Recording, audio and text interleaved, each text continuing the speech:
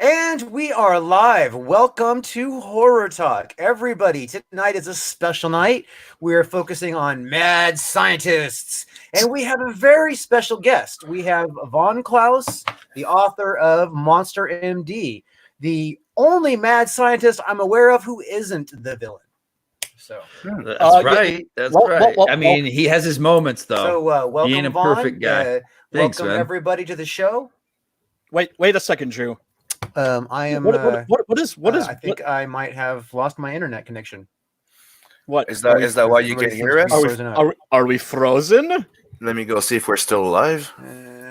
Are we back? Yeah, I think we're live.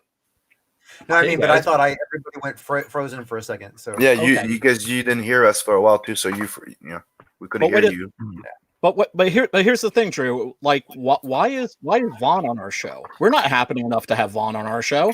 He's like, you are. He's like Shut up. He's like top tier comics game. We're like bottom tier, middle tier, lower middle. Everybody in here, as far as I know, loves monsters and loves horror, and that's good enough for me. Rock and roll, man.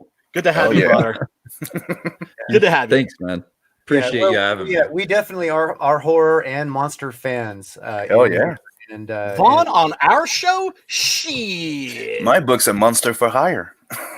Yeah, man. Nice. Who drinks the blood? Who drinks the blood of monsters? Yes.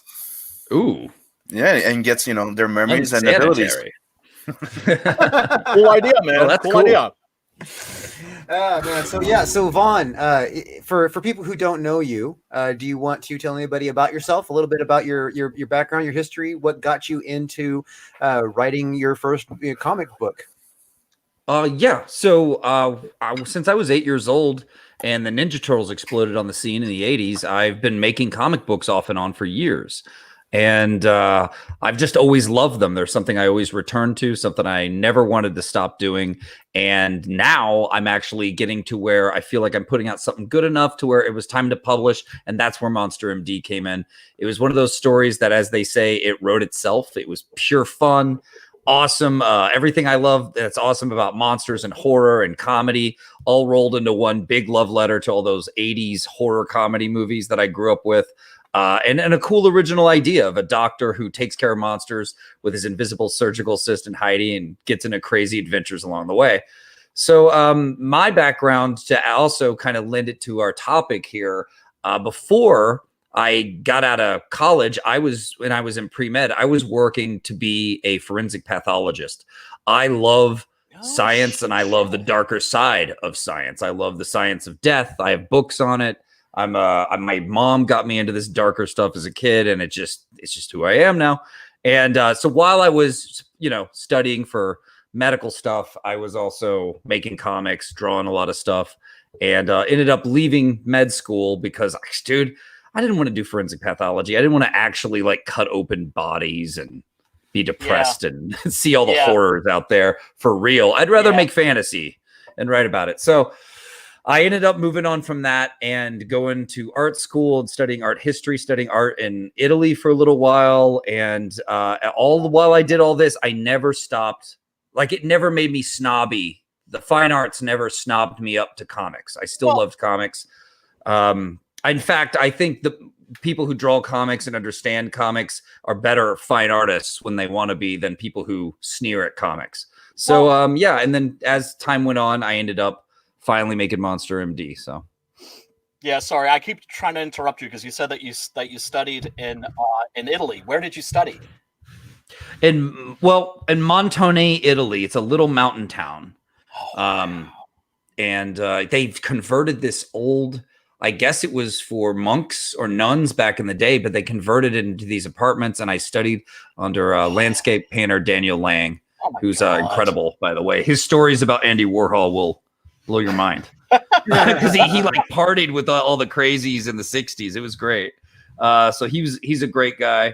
To this day, people in Montone are asking me when I'm going to come back, and no shit. I might take him up on that once once Italy's not on quarantine. Yeah. Hey, poor Italy. You can afford the plane fare. Yeah. And, Isn't it true? And here's the thing. like the term fine arts, when I hear it, it always makes me, I don't know, it gets me a little angry because I think you'll agree with me here. There's no such thing as fine art. That's to say that fine art would generally mean art for rich people, and you know, lower art, pop art, that's like for the mindless rabble. Well, in my art class, they described fine art as art that is finite. That means that it has been polished and directed. Well, yeah, but I mean that can include like a really cheesy drive-in movie. It really could. Yeah, or a trashy horror comic. But yeah, well, yeah. I mean, it's supposedly, you know, like if somebody has spent their whole life, you know, working on their craft, and they are a life devoted artist, and the stuff they produce is polished and not, you know, garbage. You know what I mean? It's polished. Right. That is considered fine art. And then also the fine art medium is supposed to be revert to 2D art, just so we're clear. Gotcha. Gotcha. Well, now that we have that sorted out, Monster MD's fine art. There you go. I learned that tonight. Dude, tell us about your characters and the plot. Oh man, Monster MD is about a fallen surgical prodigy who's now the doctor to the underground monsters, and I mean all of them.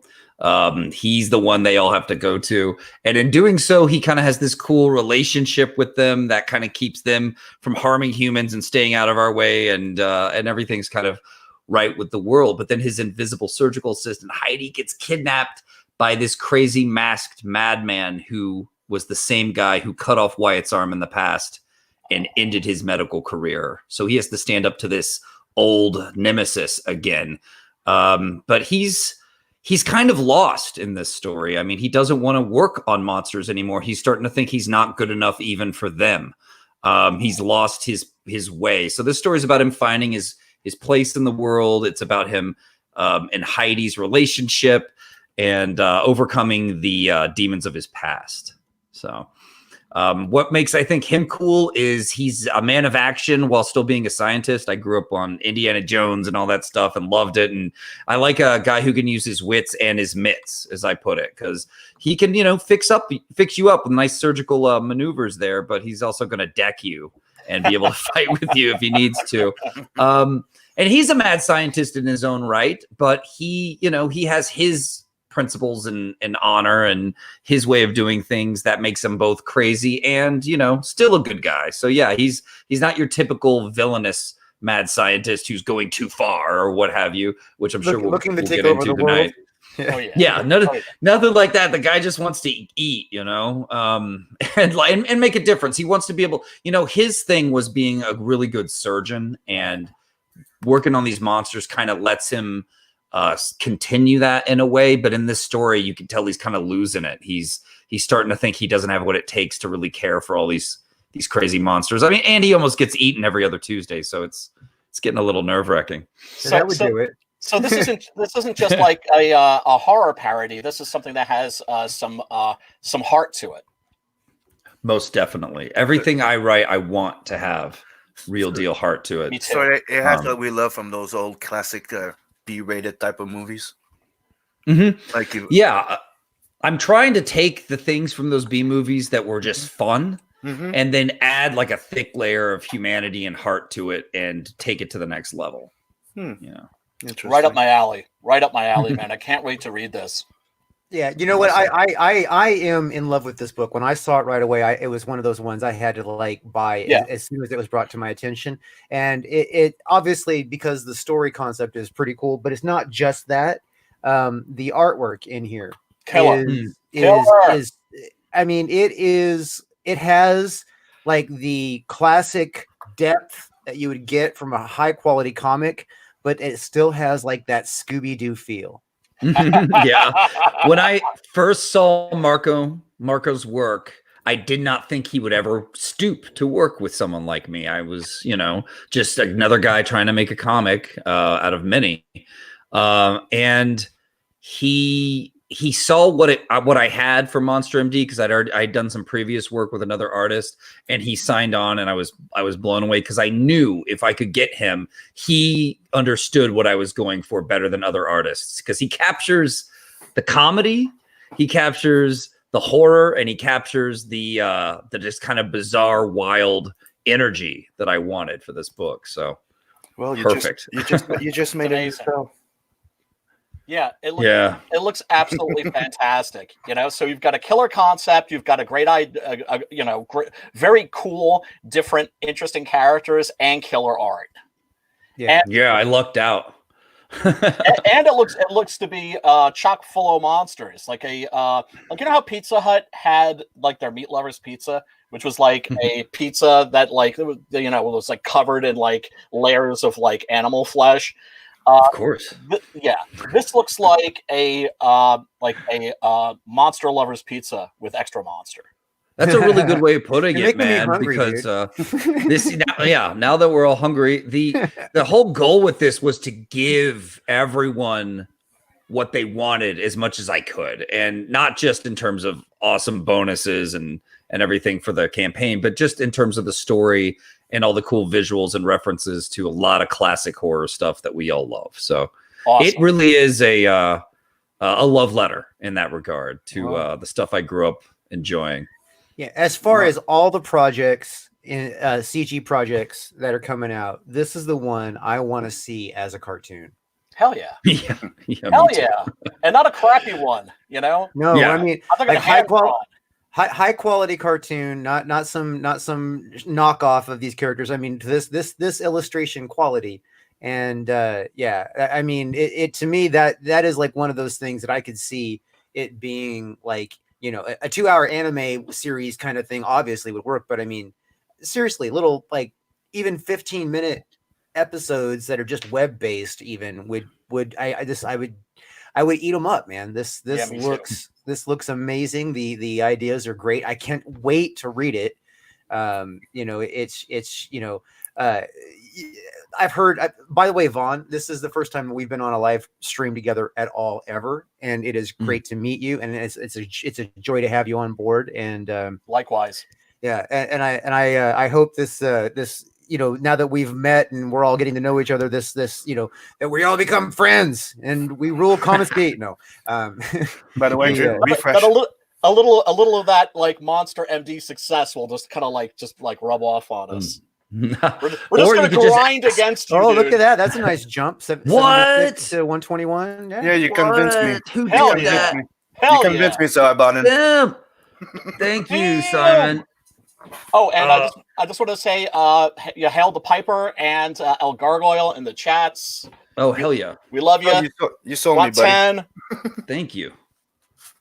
You rule. I really appreciate that, man. That's amazing. I mean, you guys seem like, this is long overdue is the way I feel. So I really appreciate you having me on, man. This is the type of guys I need to be talking with about monsters and the things that go bump in the night, Hell So. yeah. Well, let me just tell you that, you pretty much have an open invitation to be on this show because you are one of Comics Gate's monster aficionados, horror aficionados. Hell yeah. So based on that, I mean, I'll probably drop you a link regular, and if you feel like coming on, just awesome. jump on. So Sounds good. Yeah. And we do this every Monday at the same time. So, and we try to plug in a comic book if we can make one fit. We love to address the classic horror tropes. And pretty soon, we haven't done much of it because we've been trying to catch up with all the classics. There's too much like groundwork to lay, But we're going to be getting into some of the blood and guts of horror pretty soon. Some of the the ghastly gore. So Yep. And also we can have I'm we can have a little discussion about the origin of the mad scientist trope. And also the historical basis for it as well. Yeah, and I'd like to also cover special effects with we could talk about Tom Savini and yeah. practical effects. Hell, I love that stuff. me. Yeah, me too. I'm the guy that likes those making of on those DVDs as much as the movie. Oh yeah, me too. Oh yeah. The ones on the Godzilla movies are especially great. Mm-hmm. Damn virus is going after my internet. Yeah, sure is. What the hell is wrong with you, boy? It's okay. We keep it going when you go bye-bye. I appreciate that. So let's take a moment to watch this video. Hell yeah. While I have internet. Oh, I should Sounds probably off. Sounds off. Almost eaten by a werewolf, seduced by a succubus, a drug deal with a vampire, charades with the Slender Man. It's all in a night's work for Dr. Wyatt Black, also known as Monster MD.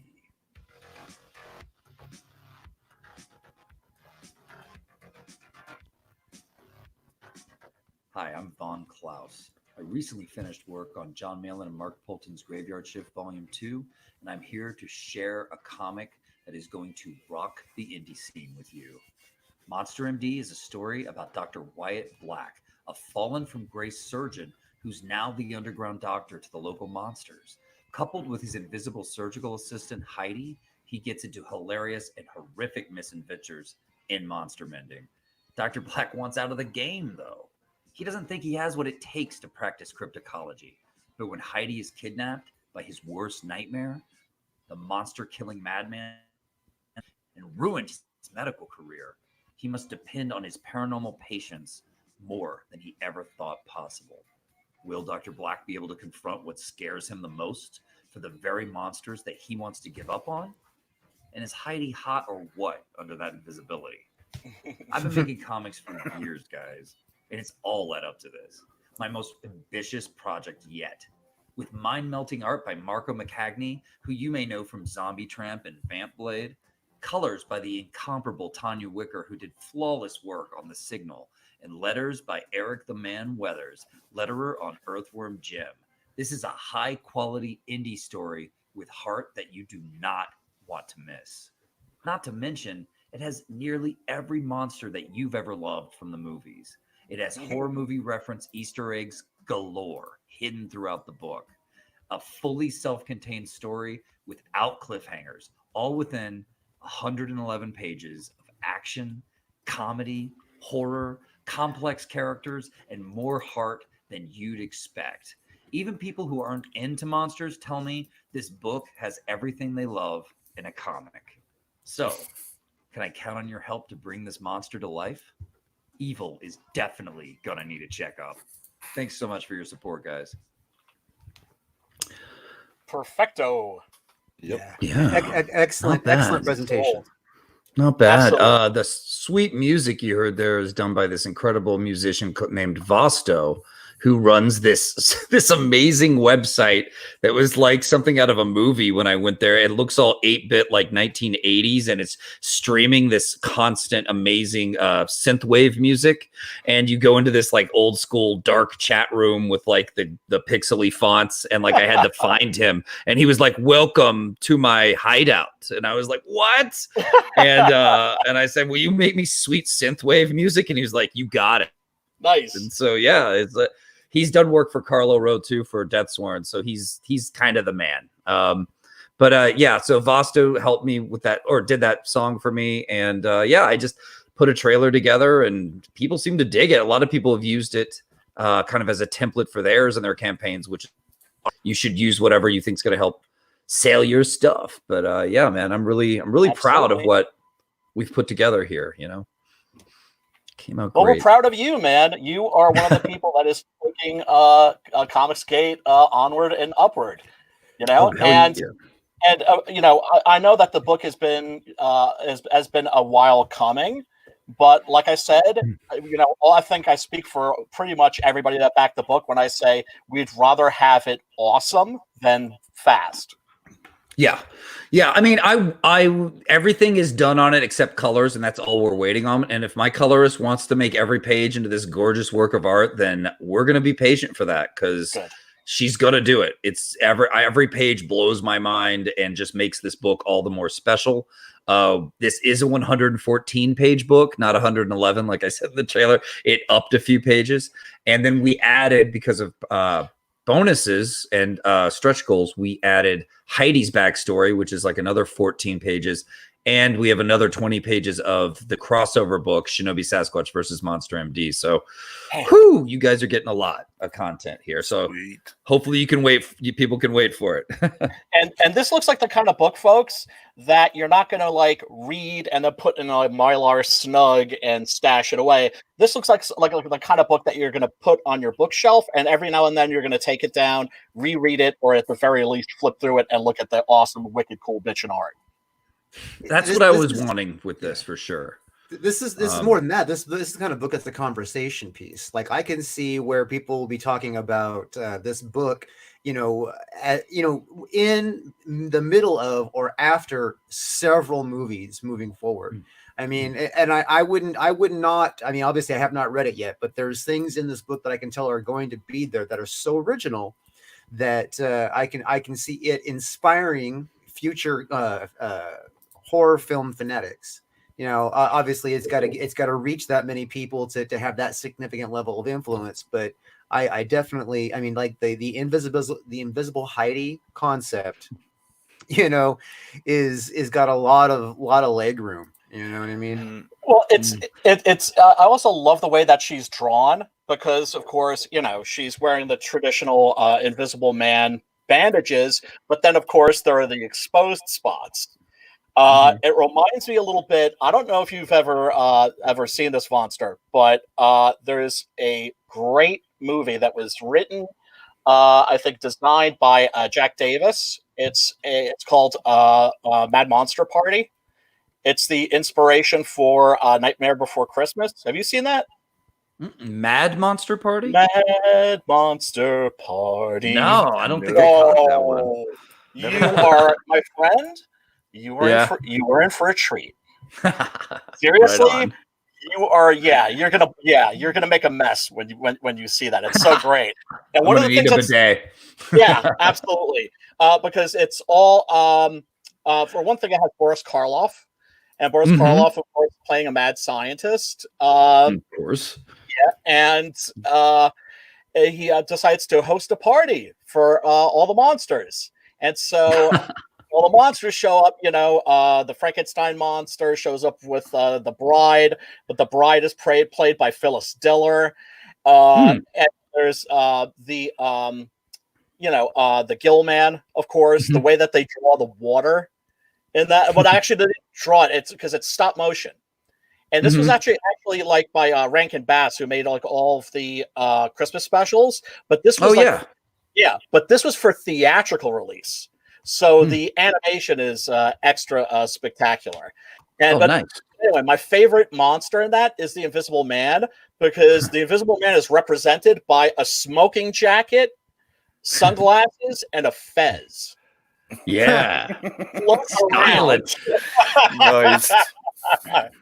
Man, I love the Invisible Man. Yeah, I've read that book I don't know how many times, and I just always loved it. And it was just I hate to say it, but inventing Heidi was just the easiest thing in the world. I was just like, yeah, of course he has a sexy invisible assistant. Yeah, last time we were talking about it, we also said, remember Hollow Man? That was another good take of it. That was good. Oh yeah, I watched it more of a horror? Yeah. Oh yeah, without a doubt. Well, I mean, that's the thing. The original story, the original novel by H.G. Wells, is a horror novel. Yeah, people forget that about Wells or never realized it. He's always thought of as a science fiction author, but when you think about his most famous novels, his most famous stories, The Island of Dr. Moreau, War of the Worlds. No movie of the Island of horror stories. No movie has done Island of Dr. Moreau justice yet. No movie has. That book is fucked up. Yes. Well, I mean, Island of Lost Souls is a great movie. Yeah. I sent you the link for the trailer, by the way, with Charles Lawton. I have it queued up, man. Charles Lawton, man, one of his best performances. He was one of those guys that was a scenery chore when he wanted to be. But is the kind of good hammy actor, like hammy acting on purpose, like the kind that Anthony Hopkins is famous for. Right on. Yeah. So before we jump to the next thing, let's and then we'll. Oh yeah, we got to look at the years, man. What the hell are we doing? Oh. Well, we're well, you're all gushing on Vaughn. He's got to wipe himself up after that, and then. Hey, we're kind of talking. No, we're just teasing. All right, so we got the signed comic and the sketchbook, and then the sketchbook is that the story that you're talking about? What's the sketchbook? Sketchbook is your behind the scenes view into the making of Monster MD, complete with character designs, notes, vehicle designs, all kinds of awesome stuff. And all the pages are made to look like something that you'd find in Wyatt's lab. So they're beat up, they're blood covered, there's syringes, there's pills, there's weird symbols and archaic mystical things on them, but there's also scientific, skulls and all kinds of stuff on them. So it definitely looks like you found a monster doctor's journal as part of the fun. And you get to learn about some of the cool facts of what it took to make Monster MD. I mean, a lot went into this to make something this polished. This has been in the works since 2015 or so. Mm-hmm. And I made another comic book version of it with another artist a long time ago. That was a free web comic briefly. That was only a 75-page version, and he screwed me over, turned in a few squiggles for the last 5 or 10 pages. It took my money and ran. So I was in this nasty situation where I was like, do I start all the way over? And I thought, well, if Marco says yes to working with me and Tanya still wants to be my colorist, because she was the colorist on the original one too, and she made it look so much better than it was. It was a much more grimy indie thing. I was like, if I can combine them, we're going to have a dream team scenario, and I'm going to redo this. I'll spend the time and the money to make this story happen because it's worth it. This is one of my more fun, just polished visions, so had to do it. So yeah, that's where we went with that. So the sketchbook shows you a lot of the cool things that have been in development since 2015. I mean, characters, how they used to look compared to how they look now. I think Wyatt started off as pretty much Ryan Reynolds in a white lab coat, which was actually helpful for me finding his voice. But then over time, of course, he becomes his own character, right? So right, yep. Usually around page 80, I find for me. Mm-hmm. I mean, nice. If I'm like, I always find or like.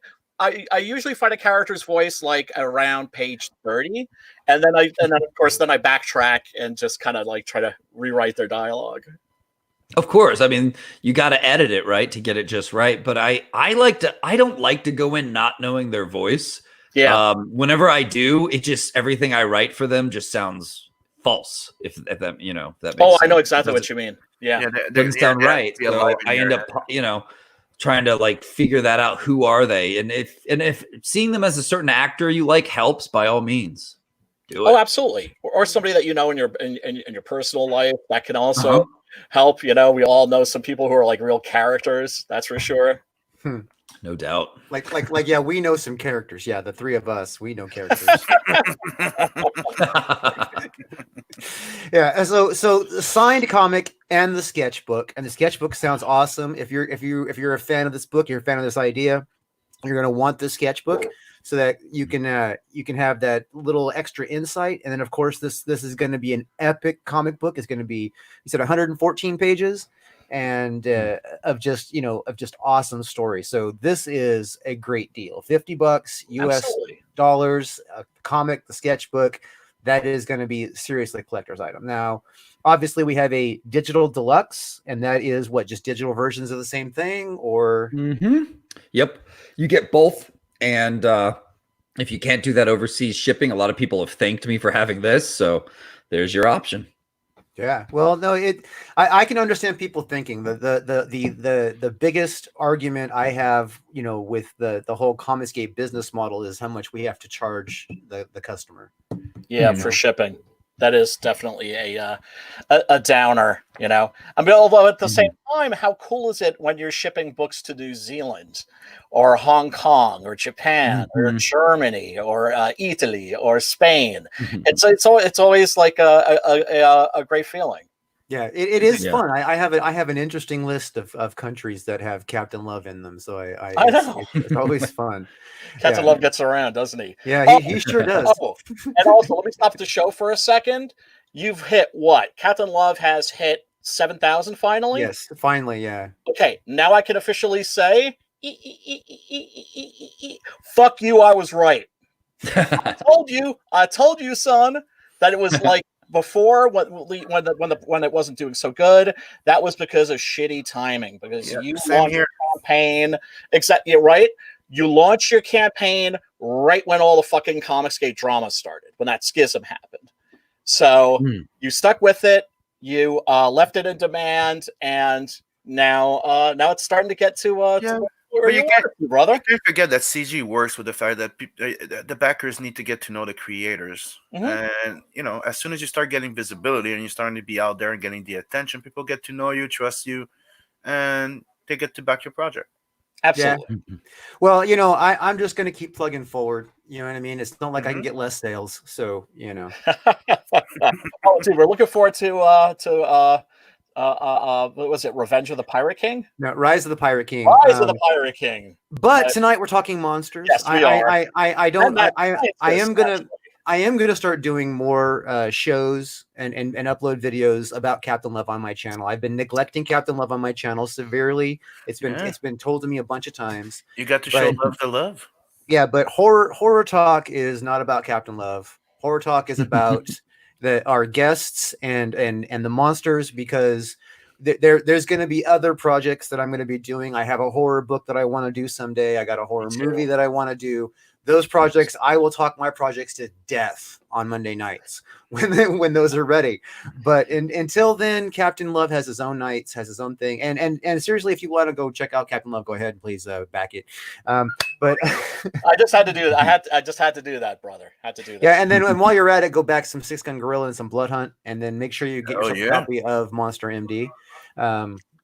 Right here, $25 for a signed comic. That is what everybody's used to in Comicsgate. There is no excuse for you not to go and back this. 824 people agree with me. 114 pages for $25. Shit, that's a value, folks. Seriously. Yeah. One of my goals was to, as a guy who nobody knows, it's my first book. Like, I want to give you a lot for your money. I wanted to show that I'm for real about this and I could turn out a really badass book for your $25 and just kind of, I also feel like it makes people want to come back, when they see that you can achieve something this big. This is a huge book. Yep. So, yeah. Awesome. I'm excited I'm excited for mine. I have been, like a kid, anxious. For You see, I'm kind of sitting back and waiting for the next season of Castlevania. You know what I'm saying? I'm just kind of okay, just let me ease back, and then one of these days, it's just going to show up in my mailbox, and I'm going to be psyched. Yeah. It's so funny you say that. The other day, I was feeling kind of bad. I was like, dude, how many seasons of Castlevania have come out while I'm still working on my book? I mean, they're freaking animating. Right. They're animating this glorious stuff. And I'm just sitting here like, come on, just get it done. That's because you're an indie. That's because you are an indie creator. That's because you're not working with a giant studio system.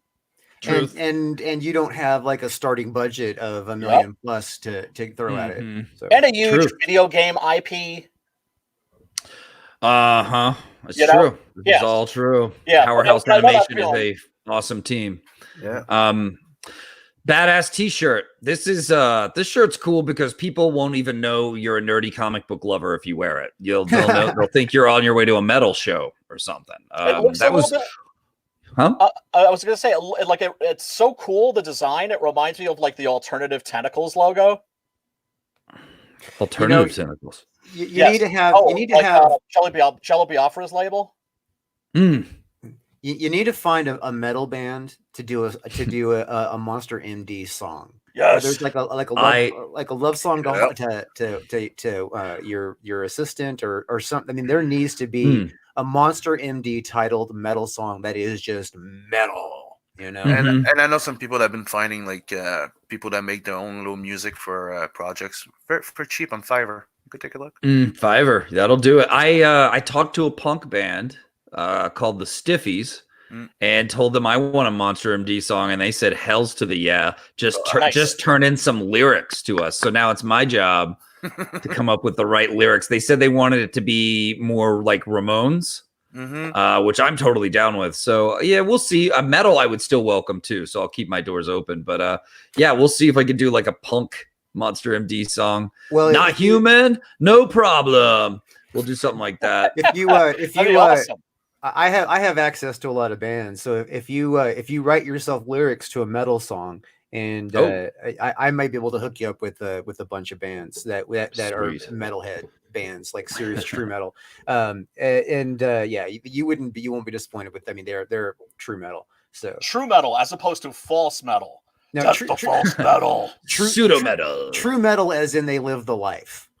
If you're not into metal, you are not Then my friend. I better use them quick because they're gonna die quick. Exactly. Yeah, they're not going to live to be old men. Definitely not. Right. Keith Richard is the That's the way to do it.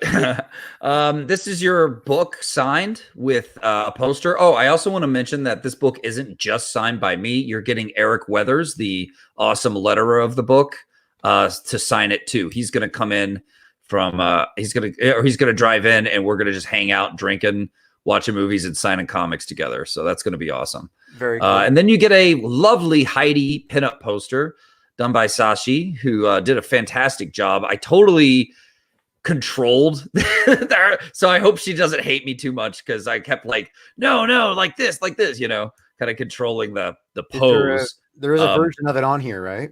Yes. There we it go. was, I think.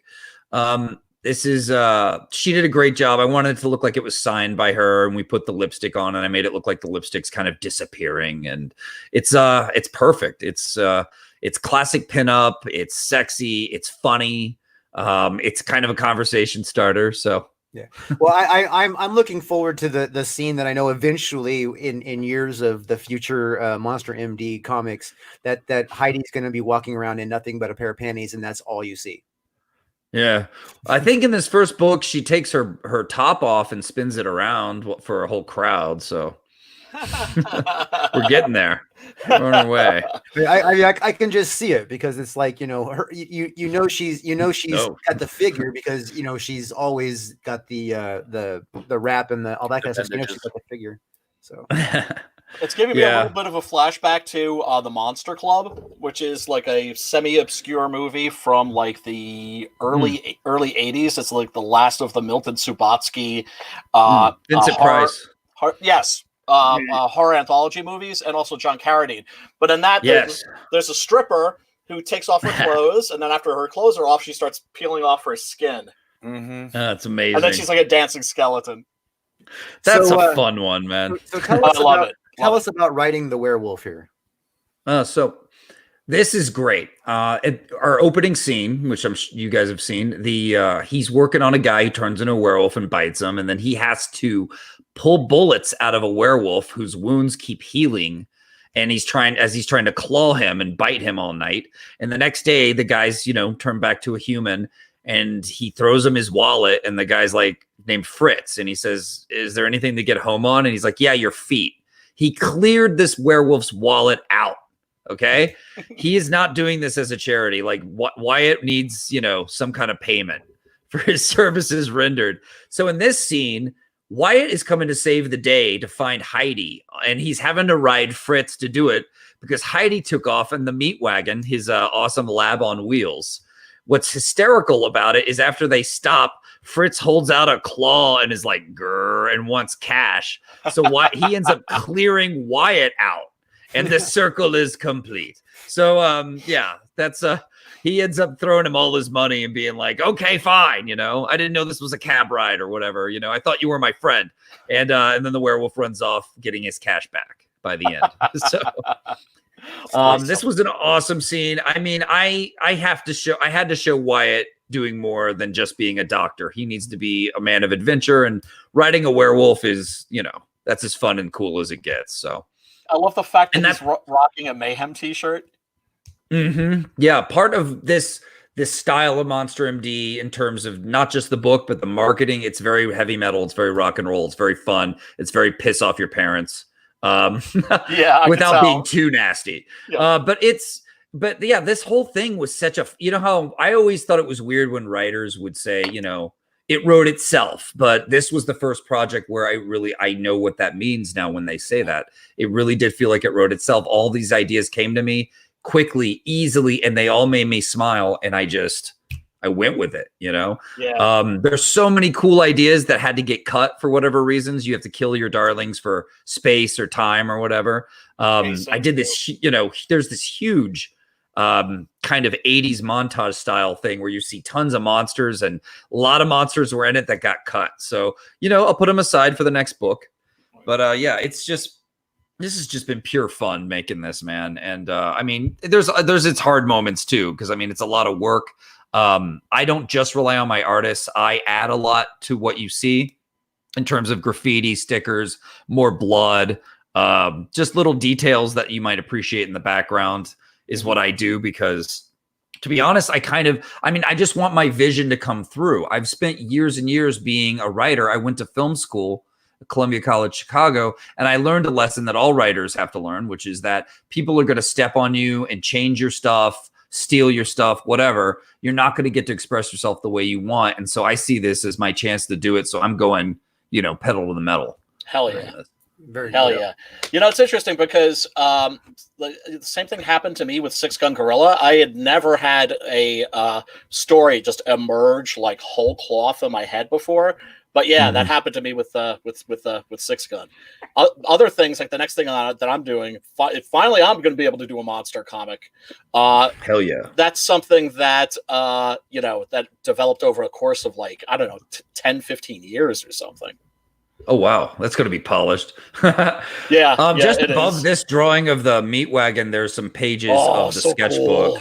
So you can see what it looks like. It's a nice, it's a kind of small. Yeah, it's a beautiful, this is a well put together sketchbook. I don't know how many pages it's going to be yet, but I mean, I have a lot more to do. I'm putting it all together right now. It's going to be chock full of goodness, though. That we know. Chock full of goodness. Yeah. Lots of fun stuff to put in. You got a blueprint of the Mercy Wagon. Yeah. Hell yeah. I think on the blueprint it says like drawn by Wyatt and then like approved by Heidi, like they both signed it and stuff. There's all these little details I like to add, to make it feel like a real world, in its own crazy kooky way. Yeah. So folks, this isn't something that he just shat out. This is something that's a passion project that has been a passion project for Von Klaus for 5 years at least, right? Yeah. I mean, 2014, 2015, I started this, and I had, it's funny when I came up with the idea back in maybe 2009, when you're a screenwriter, you're out of film school, you're compiling all your ideas. I was like, this would make a cute Pixar movie. And for something for the family. And I put it in a file folder and I forgot about it, like you do with your ideas. Right. And then years later, I have a nightmare about a guy who's in this dark, busted up looking, very unsanitary lab. And he's trying to work on a werewolf that's strapped down to this table, and it's roaring and clawing at him. And it's horrific, but it's kind of hilarious. And I wake up and I'm like, damn, that was an awesome dream. And then I was like, that's what I really need to do with that Monster Doctor idea. I need to make it more my style rather than just trying to, Pixar it or Disney it, Well, that's the thing, man, is, why do somebody else when you're the only person that can do you? Yeah. I mean, you're thinking about things that are marketable, and you write a log line and just put it in a file and move on sometimes. And doing it this way was so much better and full of more heart and more passion than some, wholesome family thing that I went, this is me. This is what I like, or it's what I like in terms of comedy and stuff. I can definitely go darker. I mean, I've written some stuff recently that's way more on the darker edge, but this is my perfect blend of science meets supernatural, meets comedy, meets horror, meets action, meets adventure. So it's whew, it has it all. Awesome. It's Awesome. got that it's got that lighthearted, almost silly edge to balance out what anything that might be over the top. You know what I mean? So Mhm. I'm excited. I mean, obviously you've not shown us the best. I mean, there's you didn't give us the spoilers, so there's going to be Right. more cool stuff. I'm excited to see that. Huge reveals. Yeah. What's up, Ed? And you know what I like about it is that we didn't hold back on the horror though. This is a lot of Yes. people mistakenly are like, "Oh, this is just, fun hijinks with monsters." And it's kind of cute or whatever. Like, no, I make you think it's fun hijinks with monsters and then I'm going to freak you out. And so you guys haven't seen the more gory, extra horror stuff to this. This would definitely be a rated R movie. Even better. I'm happier than I even got a copy now. So, okay, you got to tell us what's going on here. What's with the poop jar? Is this the poop monster? What's All right. going on here? So he encounters this golem that is guarding this abandoned church, and he doesn't know why. But this thing is about to tear him asunder. And as you know, golems are made of clay. Mm-hmm. So he has to come up with something. They cannot physically defeat this monster. He has to use his wits. So he says, Heidi, grab the poop jar. It's their little, you know how around the office you'll have joke names for stupid things? Mm-hmm. Like we call our printer or our copy machine at our office Bob Marley because he's always jamming. Stuff like that. So like, I imagine that Heidi and Wyatt would call their fertilizer, one of their many ingredients on board in their lab, the poop jar. And then they have the little note on it. Did you remember your breather mask? It's fertilizer. Now, why does he need the fertilizer? Well, his idea is fertilizer has something that breaks down clay in it called gypsum. It's a very commonly used thing in gardening. Mm-hmm. So he tells Heidi, load up the syringe poon with some fertilizer and let's inject this guy, So so that's where that comes from. And that's how he ends up defeating the golem. He's like a horror MacGyver. Yeah. I've always liked heroes that use their wits. Nice one, Simon. Nice one. Yeah. Like he has to use, and this is actual science being applied to monsters, which I think is really fun too. Yeah. Absolutely. Absolutely. Yeah. So she says, how many cc's? And he says, the entire shitload of cc's, please. And she shoots that off. And the golem starts to break down. Nice. Nice. Yeah. It's fun. It looks like a lot of fun. I am excited for this book. I've always appreciated a hero who can just, if he can't beat you with his fists, he's going to think of something clever to bring you down. Yep. Yeah. Yep. Or if he can't outwit you, he'll just beat your ass. Yeah. Yeah. Yeah. There's those moments too. Brawn isn't always the way. Sometimes, you have to, out clever your opponent. Tactics, man. Tactics, baby. It's the point of martial arts. It's not just going to the offensive. It's waiting for creating your opening. The strongest, most advanced. Nice commercial break. Oh yeah, get rid of bodies. Ooh. Colin Clive. That's Dwight Fry as Fritz over on the left. Oh yeah. Now I have to know. And Dracula. So Monster MD's main character happens to resemble Dr. Frankenstein significantly here. Is that on purpose or is that an accident? It's more of an accident. I mean, he was based off Ryan Reynolds, and then he just kind of became his own scruffy dude. You see, me reminds me more of the Reanimator guy, but cool. Herbert West, right? Like Jeffrey Combs. Jeffrey Combs. That's one of the links I sent to Drew. I love those movies. Those are great. Good scene, isn't it? One man crazy, 3 very sane spectators. He knows he's crazy. You notice he left Fritz out. Yeah, that was a classic horror scene. I mean, nowadays that kind of stuff would be missed, but he made his statement, and then there was lightning. And then there's a joke there too, which James Whale was very fond of injecting humor into his horror films, and doing it in a way where it didn't water down the horror. Right. Which is very difficult to do. his vengeance.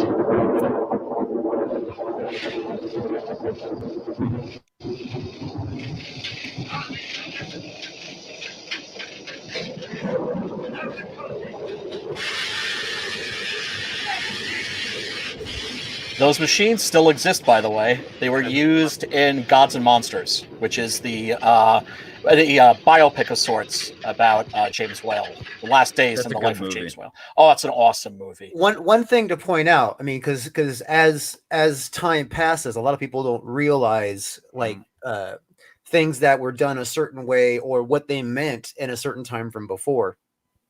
Back when this movie was made, society was a little bit more, immature. They so science wasn't really well known. It wasn't like, like what you learn in school now, you didn't really learn in school then, so a lot of people looked at lightning and electricity from the sky as strictly controlled by God. No science, no weather, I mean, it was like strictly like God's power.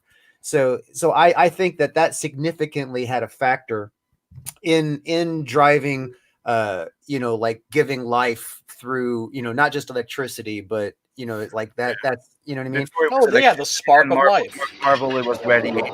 Yeah. Radiation. It's also worth mentioning that in the Mary Shelley novel, Frankenstein never actually describes how he makes the monster.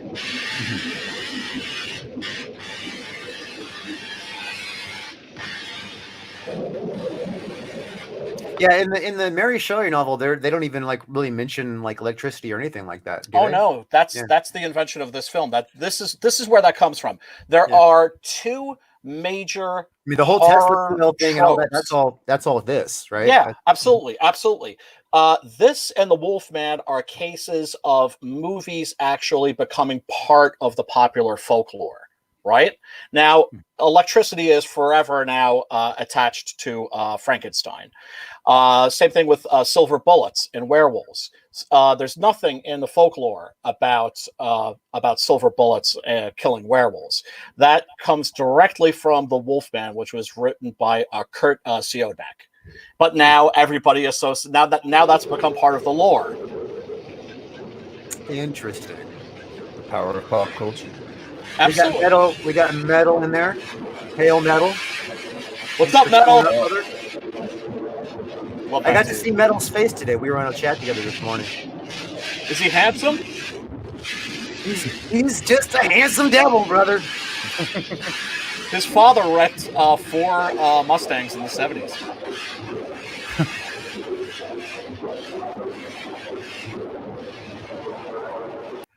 Now, I would assume that they obviously, at this point, they knew that electricity would start and stop a heart.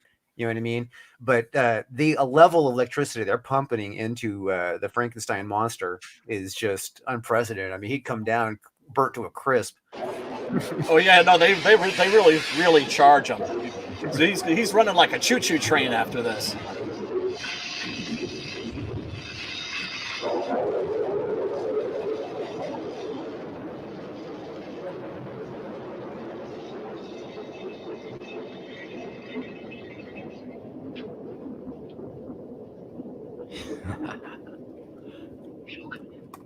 It's moving. It's alive. It's alive. It's alive. It's moving.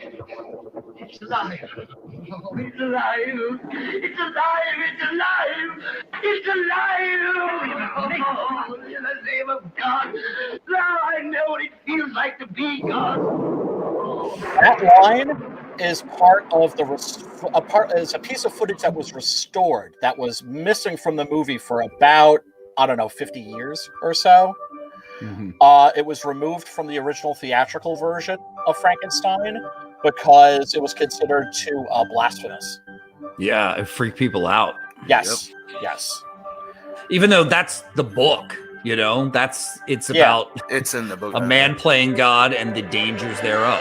But they were so concerned. They were so concerned about people like reacting very badly to this film that they added an intro. Want to make great marketing videos? So fresh, they'll smack you in the face. Let's watch some commercials. All right, good. Oh, dude, yeah, that's fucking amazing. I Check love the that generator. movie. Yes, master. Master. Igor. Frankenstein. There's all the original equipment from the Yep. the original movie. Yep. Yeah. And it's all based on the Tesla thing. Life, do you hear me? Tesla Cool. coil. Tesla coil. Yeah, Tesla coil. Hear Yeah. my creation. Life. Gene Wilder, by the way, one of my favorite all-time actors, always will be. Like What's amazing- One became background movie backgrounds. Yeah, what's amazing about that movie is that I know like millennials who have never seen the James Whale films, have never seen a Universal horror movie before, and they still find that movie hilarious. So it works even if you're not getting all of the references. Without the references, it's still funny as hell. Yeah, that's the beauty of Mel Brooks right there. Yeah. Yeah, that takes real talent. Frankenstein, by the way, based on a real person. Herbert West is at the top of his class in medical school. Yeah, boy. How can you teach such dribble? These people are here to That learn guy's and like you're the telling them master not of to the believe punchable that. face. He's brilliant. Jeffrey Combs, man. Jeffrey Combs. Oh, you know the other horror movie that he did with Michael J. Fox? What was it again? The Frighteners. Frighteners? Yeah, come on. When he plays that agent, you want to beat him. Like he's perfect for that.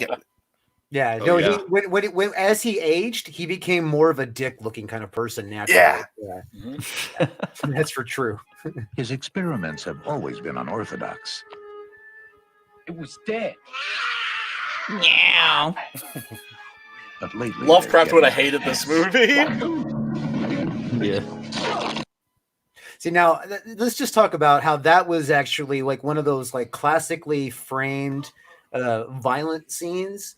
You know what I mean? But it's so well done. I mean, the shovel coming from behind. I mean, that's done in a million movies. You know what I mean? Knocks the guy, and then chops him with it afterwards. But the angles and stuff. I mean, that's one of the things about the Reanimator that I love is that the cinematography on it is just top notch. And he's just without made a a doubt. discovery that could wake up the dead. Herbert West has affected reanimation in dead animal tissue. What are you thinking? How do you feel? He starts writing it down. 15 cc's of reagent being administered. Once you wake up the dead, you've got a real mess on your hands.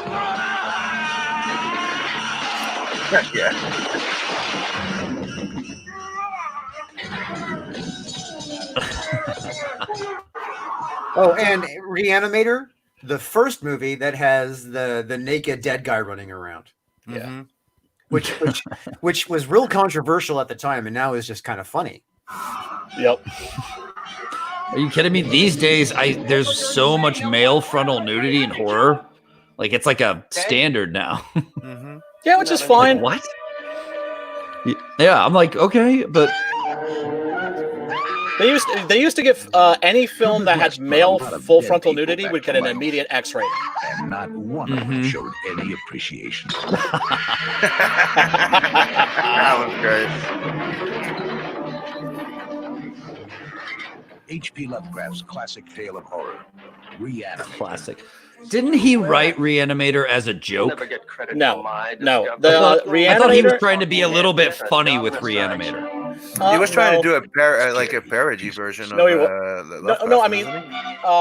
the Stuart Gordon movie is semi parody. I met the screenwriter at the Alamo Draft House in Yonkers when they had a screening of this. They had the writer there, and I was chatting with him afterwards, telling him, of course, how much I love this and Castle Freak and From Beyond, and he's actually an academic whose focus is on Gothic literature. But they wanted to put humor into this, and they did. And those are two things.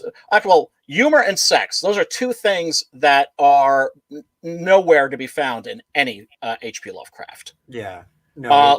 The original short stories are, I think, there's maybe about 6 of them, and they're not particularly good.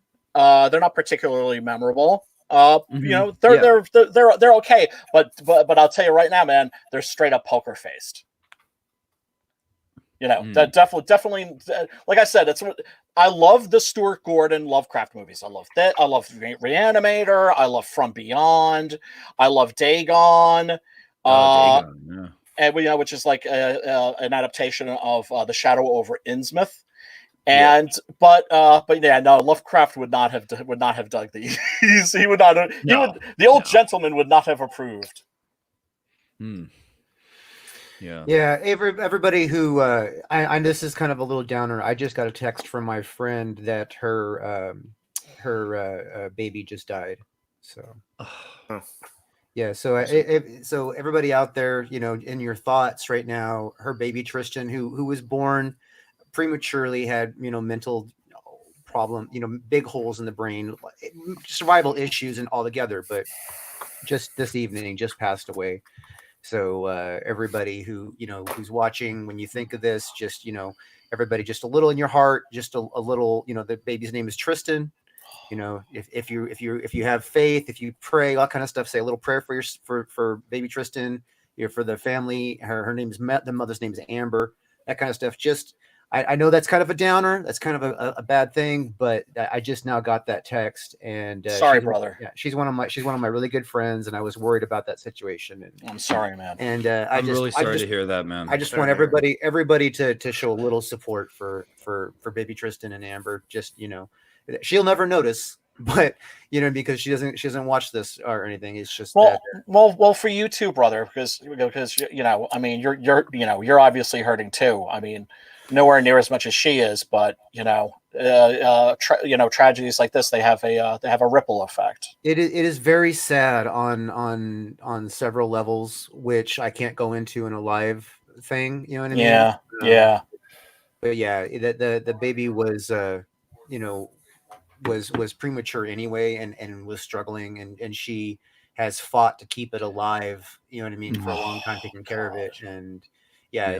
It's just a sad tale, and yeah, and it really is. And don't want to bring everybody down, but I need to share that. Well, we'll be here if you need the chat at any time, and just tell her people are pulling for her. You know. Yeah, absolutely. You know, she doesn't know us from Adam, but you know, tell her that you know, we're thinking about her, and I'm glad you said something rather than just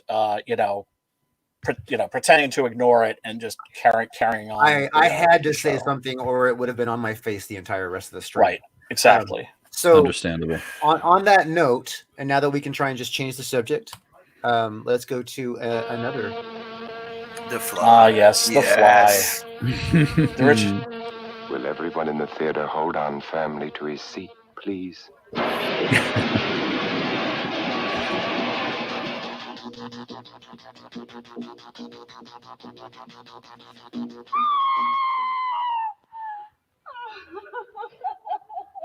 Stop it!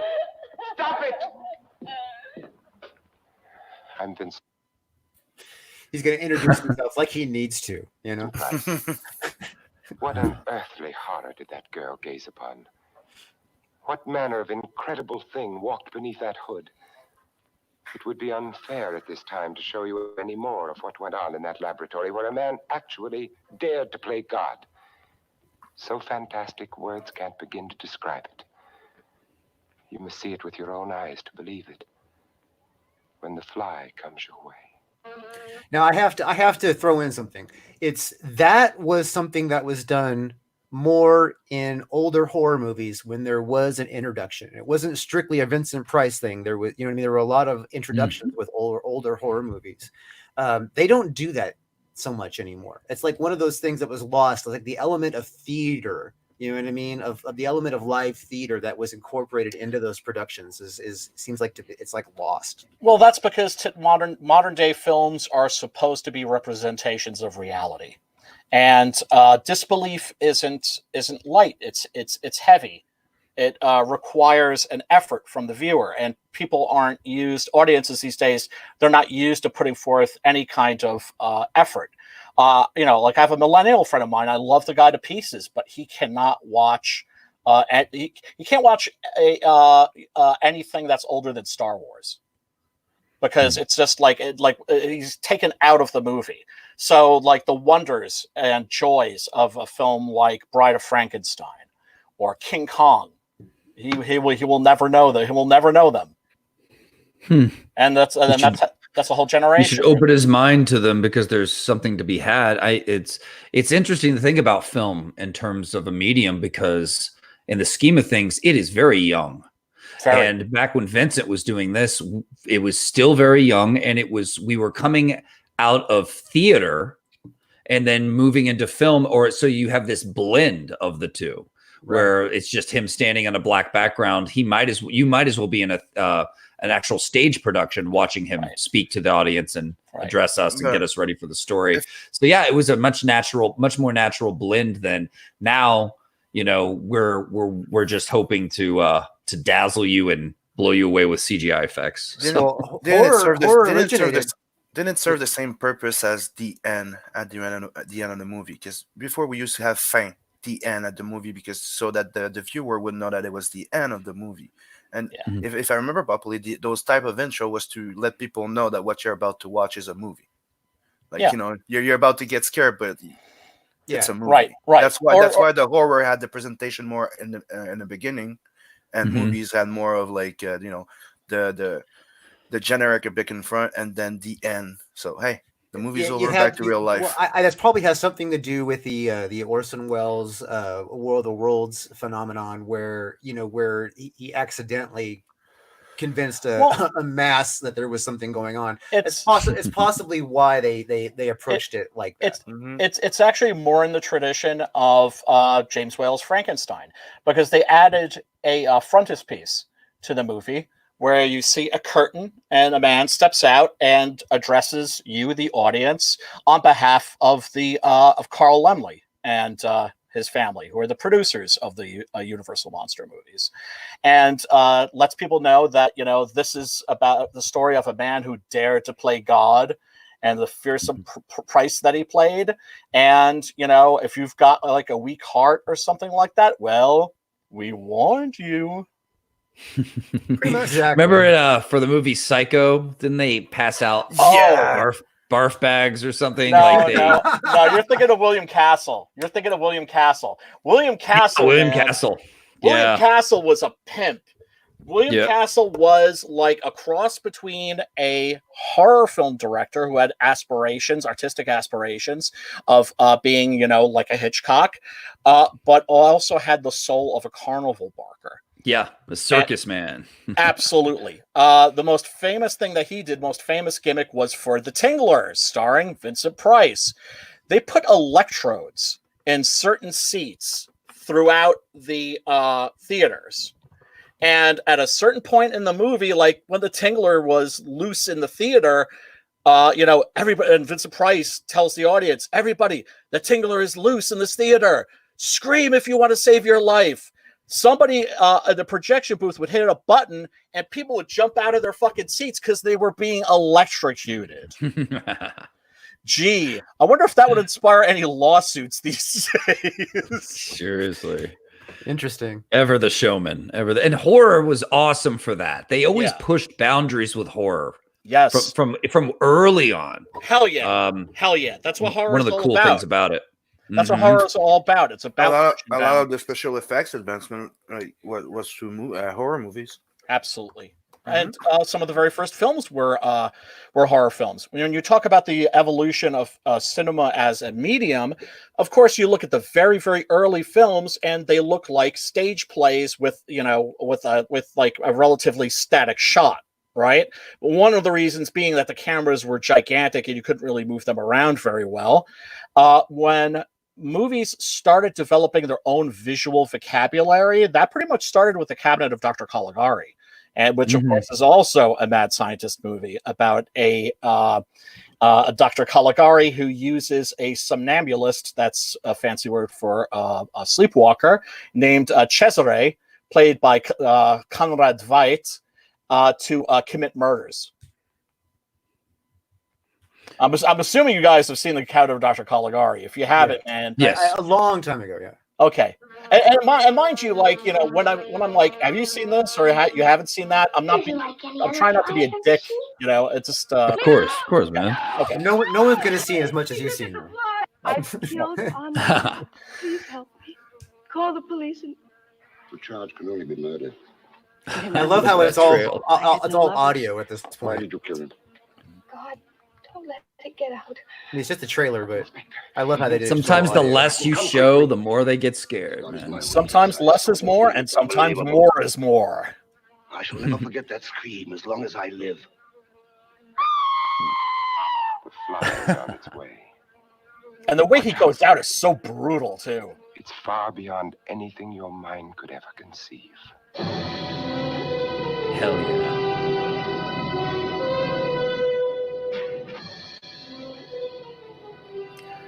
Spoilers, the way that the professor comes out in that is he sticks his head in an industrial press and squashes it. Yeah. And then what? His actual human head is caught in a web at the end. But it somehow also has his brain English. I think you're making a mistake. I think you really want to talk to me.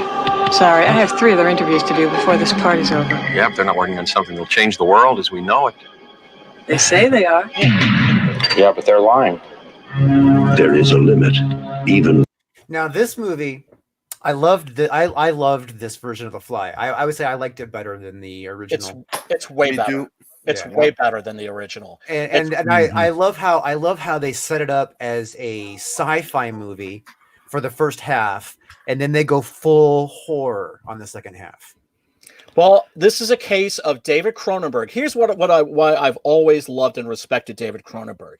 Even when he was not doing independent movies, even when he was working for The Man and making big budget studio productions like The Dead Zone, like The Fly, they were always still David Cronenberg movies. Mm-hmm. And he just managed to walk that tightrope in a very, very effective way, because it doesn't get any more David Cronenberg than The Fly. Although he didn't write the script of this, actually. The screenplay was by Charles Edward Pogue. And also, there was another movie that he did that was really weird. It was like alien tech. I just can't remember. To the imagination. Human teleportation, molecular decimation, breakdown, and reformation is inherently purging. Now that's something that's always fascinated me, just in general, teleportation, like television. You know what I mean? Where our greatest creations meet our deepest fears. Something went wrong, Seth. When you went through, something went wrong. You are about to go beyond that limit. And when people talk shit on Jeff Goldblum, I remind them of this movie. Oh, dude. Those weird hairs that were growing out of your back, I had them analyzed. But they were definitely not human. If you saw how scared and angry and desperate he is. I'm sure Typhoid Mary was a very nice person, too, when you saw her socially. No! You're afraid to be destroyed or recreated, aren't you? You're changing, Seth. Everything about you is changing. Oh, no. What's happening to me? Am I dying? I want to know what's going on. What does the disease want? It wants to turn me into something else. Oh, no. A fly got into the transmitter pod with me that first time when I was alone. Don't go back to it. It could be contagious. I'm afraid! Don't be afraid! No, be afraid. Yeah, that scene right there. That was a catchphrase for the movie. Yeah. And what Drew was saying about people not thinking that Jeffrey Goldblum was not a good actor, he really does give his best performance in this. The scene where he's explaining to Gina Davis insect politics is a deeply moving scene. I think, and that's the beauty of Cronenberg is his films have always been accused of being cold. And that's not the case. Quite the opposite. They're very often set in a world that's cold, that's emotionally frigid. But the emotions in his films are always red or even white hot. And you're noticing a theme here, or at least a trope when it comes to mad scientists. It's that you delve too far into science, and then there's dark, evil consequences. Yes. It's ever since Frankenstein, and maybe even before that, there was this. You meddle with nature a little too far, you pay the price. Absolutely, yeah. That it's not our job to know these things or to tinker with these things. And so, in a way, I appreciated these movies because they're a good warning. Yep. They remind you to keep those ethics in check. Absolutely. And also, this movie itself is a really good signal flag to don't let yourself get ahead of yourself. Like if he was cautious, fully cautious, and not in a hurry, not trying to rush the thing, right? The fly would have never got in there with him. So it was his ambition, his drive, his human weaknesses that took him out. Yeah, and the character himself is such a sweetheart, actually a bit of a innocent, really. And you watch him, when you think he transitions, yeah. Yeah, when you think David Cronenberg, what do you think? You think body horror, and boy, the body Be horror. very afraid. Speaking of body horror, it's fucking creepy as shit, right? Yeah,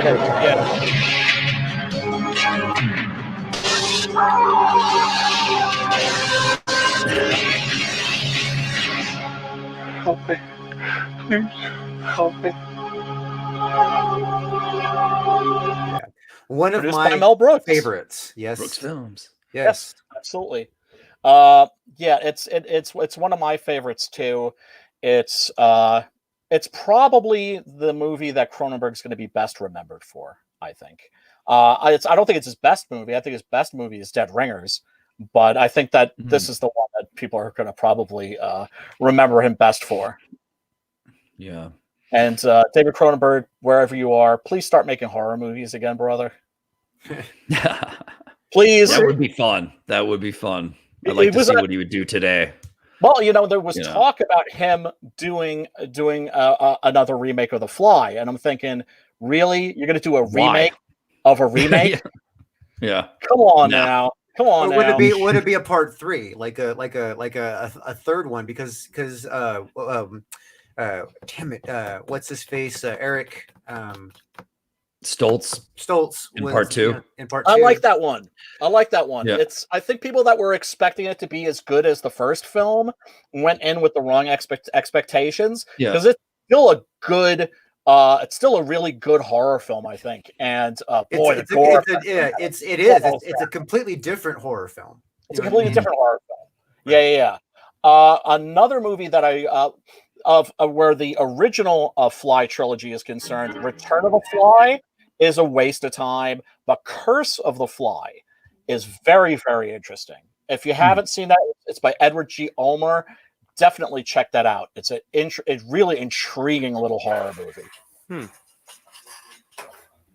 And of course, The Great Island of Lost Souls. That's a fun movie. Yeah, it is. Never seen that one. Call Bella. The Panther Woman. Yep. You know what? That's just sexy. The idea of Panther Woman alone, just the name is sexy. But that's why they didn't give the actress's name. She's just the Panther Woman. Is it why we call them cougars now? There you go. The House of Pain, baby. The House of Pain. Everything on this table isn't human. His expression is like he almost enjoys watching the suffering. Well, yeah, Moreau in this is a sadist. He's sadistic in this. In the original short story, Wells goes out of his way to show you that he's a sociopath. That he's not a sadist. He just doesn't care about the pain and suffering that he causes. It just goes. It's a polemic against vivisection, is what it is. You know what's interesting about mad scientists is they're villains, obviously, but you admire. Well, not always, but I mean the ones we're watching right now. Yes, that you admire their ambition. You admire that they've dedicated themselves so fully to something. There's like good qualities in there too that I always find interesting when you watch movies like this. Absolutely. It's a good warning for people that are passionate about things not to lose their track or go out too far. Don't get consumed. Yeah. and don't lose your humanity, and don't lose your compassion. I mean, what is Frankenstein's greatest sin? It's the fact that he wasn't thinking about the consequences. He just wanted to see whether or not he could do it. Mm-hmm. And play God. He was playing God. Yeah. And he refused the responsibilities of the life that he technically created. Absolutely. He I mean, that's why, the Frankenstein monster is so hideous, is because, he wasn't a surgeon. He was just he just threw that thing together and just it up, and wasn't thinking like, oh my God, like what's this guy gonna feel like when he walks down the street and everybody is like running in horror.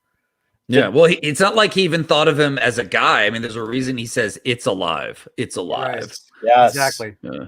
And when I get really angry when people are, and this is funny. They're like, my friends will have to bust my balls about this. If you want to rub me the wrong way, refer to like the Frankenstein monster as Frankenstein, or better yet, give him a name like Adam, which always just pisses me off. It's just like. You know why? You know why they called him? Do you know why people use Adam, right? Of course, because he's the first man, and and the monster is the first of his kind. It was also the line of the Doctor when he said, "I'm going to recreate my Adam." Yeah. Yeah.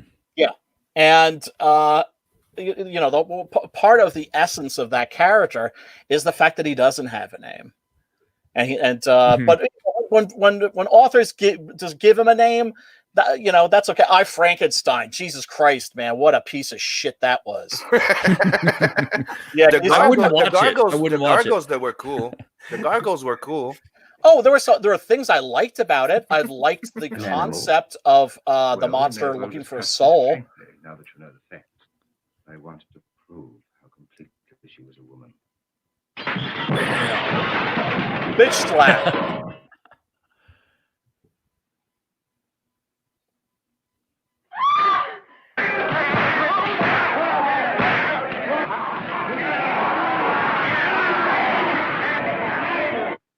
I'm not beaten. Get everything ready. For what? This time I'll burn out all the animal around. Back to the house of pain for you, baby. To your little box. To your litter box. Yes. Love that font. Great. I know. Love those old school fonts. Oh, it's so great. Yeah, one of the reasons. Go ahead, Simon. It's one of the reasons. Remember those when you used to have like one title, then a second title for those type of old movies, and that's why I did that in Blood Hunt, where Payback's a bitch or Adept in Blood, but they're all related to the story. But it's just, I just miss those moments. We all do. I mean, on the Mad Scientist change up, we cannot leave this one out. Yes, Frankfurter. Oh, yeah. Sweet transvestite. Yep, from sweet transvestite. Dude, I love that guy. Yeah. Fucking Tim. Now, in a Curry, way, man. this is very Monster MD because it's not taking itself too seriously, but it's delving into gothic horror stuff. But it's funny, but it's reminiscent of classics. It's not shitting on the classics. It's making them fun and kind of rock and roll. Okay, exactly. Got a lot of fun stuff going on. Do the people just stop in the middle of the story and start dancing? Well, this was a musical. This was originally a musical, a stage musical. Yeah, it was a stage musical. Okay, so on that note, clever story. This is one of those things. So this movie was made on a bet. Yeah. Okay. Richard Kevin O'Brien, who plays Riff Raff in this movie, made this movie, and he was bet that he could not make a movie for $1 million or less, and be a hit. And it'd be a hit. And so he's like, okay, well, I can easily get the script to Rocky Horror Picture Show. You know what I mean? Because it's not movie, musical for under $1 million, and it'd be a hit specifically. Well, he he lost took the him bet. The bet. And do we understand that Tim Curry won that bet? No, well, Come yeah, on, because he owned it. The careers that were spawned off of this movie. Tim Curry, Susan Sarandon. I know. Mm-hmm. I know. I mean, Barry Bostwick. Barry Bostwick. Have you ever seen that movie where Barry Bostwick was played the what was that movie called? Where he's like the little motorcycle riding fucking hero. It's the Mega Force. Yeah, the Mega Atari Force. 2600 game. Oh my god, that movie cracks me up. Oh, it's so bad. It's so bad. Riff raff. So my sister took me to go see. Am I the only one that had a time crush on Magenta in this movie? No, she was hot. Although I had a crush on Janet because I wanted to touch her. Drew has a very interesting story relating to this film, by the way. Yeah, when I was a child, 8.5, my sister was she was going to see these pretty much every weekend. And she was actually one of the creatures of the night of cast. They had her playing the magenta role, that the people that in front of the screen during the movie. Mm-hmm. And so because she had to babysit me because my parents were recently divorced and my father was going out to the bars, I would go along. So here I am, 8 years old, being a super doing the time warp, knowing all the lines, understanding the movie, throwing the hot dogs every time they say Frankenfurter, they go flying. The whole thing, the rice at the wedding, the toast, throw the toast, the whole bit, the cards when he's all, cards for pain, every bit of it. You know what I mean? Yeah. And then the funny story that Brian's referring to is one night at an after party. Is this the one you're talking about? Yep. Yeah. So the creatures of the night were having an after party, and my sister took me along, and it happened to be the first. I'm 8 years old, and it happened to be my first experience with marijuana. So what happened is that my sister told them to give me some orange juice. They gave me a screwdriver because they knew that I could handle alcohol, and so I'm sitting there drinking a screwdriver that looks like orange juice, obviously. So my sister doesn't know the difference. And my sister goes to the bathroom, and there's an octopus bong on the table there that they're all smoking off of. They hand me the hose and say, "Here, hit this while she's gone. Hit this." And so, yeah, I hit that a lot that night. I just sit there. And I got so stoned. I remember my sister drove a Buick Riviera, one of those big green, it was a Buick Riviera. It was like I think it was a late 70s, model, maybe one of those big boats. Yeah, it was a boat. We call it the green latrine.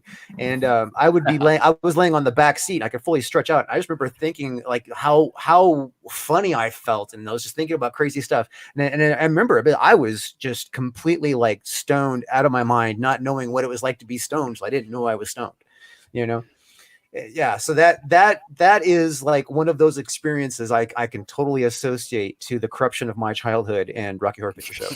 That is awesome. Oh, man, you became a creature of the night. I mean, one of the funny, my first meeting that freaking movie was my uncle trying to get me into it, right? So he's like, "I'm gonna bring you to that showing in the theater," right? It was a big movie, and it was one of those where everybody goes there dressed up, but I didn't know nothing about it. So my uncle's like a big hockey player, right? I'm like, okay, let's go. So before we go, he's all dressed up. not as Frankfurter, but one of the other characters, right? So I'm like, what the hell's going on here? You see, then we go pick up his girlfriend, and she's dressed up as the one with the top hat, right? Yeah. And I'm like, Columbia. Oh yeah. Yeah, and I'm like, what's going on here? As we get at the theater, then you see the lineup, and as you know, when you start watching the movie and the time warp starts, everybody that's dressed up just run up to the front and start dancing. Dude, that freaking experience was amazing. I had fun. Yeah, that sounds awesome. The guy that played Frankenfurter in the theater, the area, that kind of, he would start the show because it would pack out. These midnight movies would pack out. It would be a full house. There would be a line waiting to get in. Yeah. He would start at the back of the theater and crawl across the audience to get to the front. Wow. Every fucking time That's that devotion. it went. Yeah. That's And devotion. it was wild because everybody filling him up and grabbing his fucking crotch and trying to fucking pull his panty down and shit. And you know what I mean? And he would be crawling across the people, taking all that physical molesting, you know? Something tells me he didn't have a problem with that. Yeah, he was probably into it. Not if he was in character. Yeah. His name was, I remember his name was Adam. And he actually had like the real Tim Curry curly locks, and he was like physically built like Tim Curry, and he was a straight dude. You know what I mean? Oh, he must have gotten a lot of punani off of that. Yeah. He was dating both Columbia and my sister, who played Magenta at the time. So yeah, guys like that get more of ass in a toilet seat. Oh, another interesting fact about this movie. One of the cast members, who was basically just an extra, is very missed, but has a couple of just quick appearances, but had a long career shortly before this in some movies, but afterwards, very famous, very well-known household name.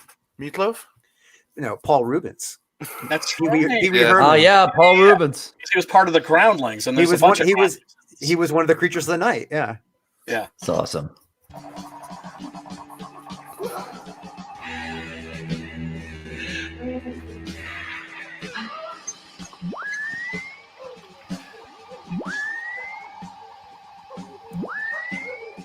His excitement is just killing me.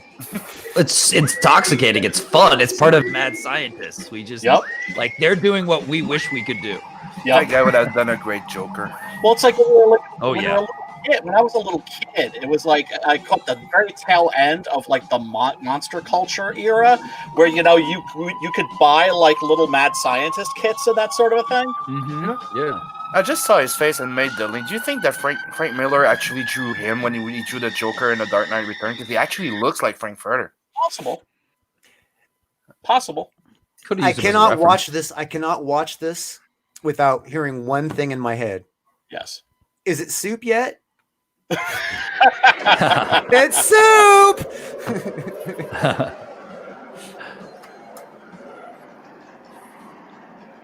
Oh, and Drew, I just shot you a link to Dr. Jekyll and Sister Hyde. Oh God. Oh boy.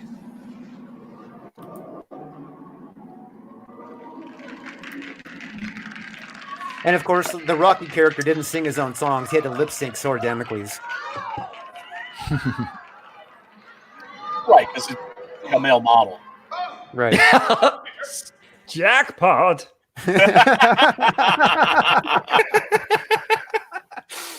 Yeah, Tim Curry. Oh God. See, now this is one thing about horror and horror fans that makes us different than like average moviegoers, is that we can look at Rocky Horror Picture Show and appreciate it for all the stuff that it is, and not look at it as some like gay movie. Yeah. No, well, it's a cult classic. Yeah. Absolutely. Absolutely. When I was in 7th grade or maybe 6th, I had decided like fuck school. So I started writing horror stories, short horror stories. And my big one that I was really proud of back then was about a mad scientist. It was called Lab 27. And this scientist, who's also kind of a drug addict, decides to test the drug on himself that they're working on with like chameleon DNA or something. Mm-hmm. And they're trying to make a biological way for humans to cloak themselves. Anyway, he shoots himself up with it. He can cloak himself, but he also kind of turns into like a lizard monster that starts murdering everybody in the building. So of course, that was my big mad scientist story back then. I love that part. Oh. So giddy. Well, when we watch them pushing the boundaries, we enjoy it. I mean, even if you don't like them, it's fun to live vicariously and kind of be like, yeah, look at them push the limits, you know? Absolutely. We know we shouldn't, but it's also that, we've learned to suspend disbelief, so we don't care about two sides to the special effects infamous of it. Dr. Jekyll. Oh, yeah. Yeah. Yeah. Mm-hmm. Without a doubt. This is a project that started out as a joke, literally a joke. Brian Clemens, who was the creator and head writer of the Avengers TV series. This is the one with Speed and Peel, not the Marvel Avengers. He was in the Hammer Films commissary, and there were everybody's hanging out, eating, drinking tea, having lunch, and he said out aloud, well, pretty much Hammer's done everything. They've done Frankenstein, they've done Dracula, they've done a werewolf movie. The only thing left for them to do is Dr. Jekyll and Sister Hyde. And sitting right behind him was Michael Carreras, the main producer at Hammer Studios. And he turned around and said, "Could you write that for me?" And, the rest is history. By day, the man. By night, the monster. Put a woman in your life, a good woman, and one day you'll wake up and you'll see a changed man. Now, Hammer believe you too are ready for a change. An absolutely complete change.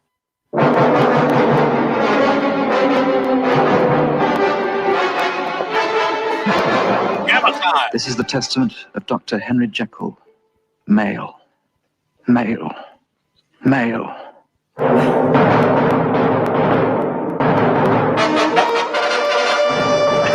She's hot. Yeah, Martine Beswick. Hide, she isn't it? was a Bond girl. How is your brother? He hasn't been himself of late. This is the new Dr. Jekyll, the most evil woman you'll ever see. Okay, now let's address the era when this thing was done. Obviously, this is like early 60s, right? Mid 60s when this was done, right? No, 71, right? I see it right there on 71.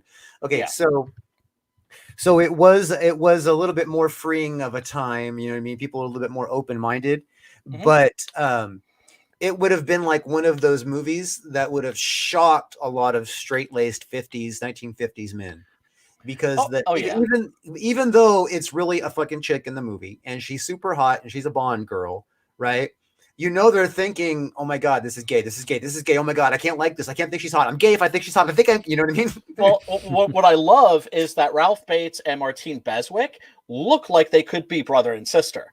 They, it's actually believable. What's interesting about this movie too is that Clemens really increases the insanity. Like, this idea wasn't crazy enough. He also works in Burke and Hare, the notorious grave robbers, and who were like, would deliver cadavers to doctors, sometimes a little too fresh, if you know what I'm saying.